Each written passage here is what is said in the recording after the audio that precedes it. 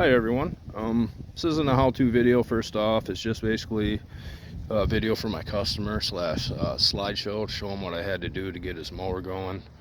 When he brought it to me, it was consuming a lot of oil, and then it finally wouldn't run. So obviously engine rebuild time.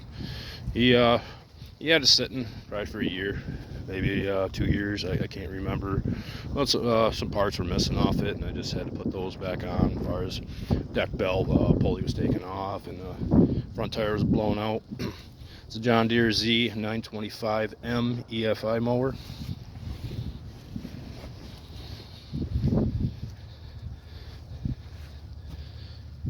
Ripping it down, some things I found was cylinder number 1 cam intake lobe was completely round.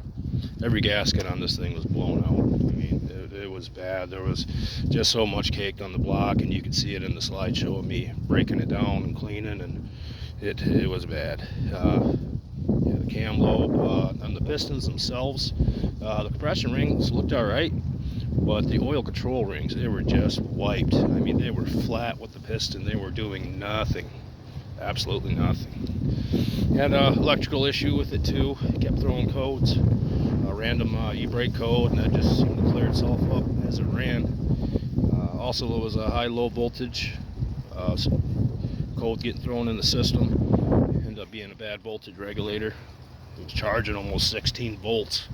These machines should be around 14 constantly.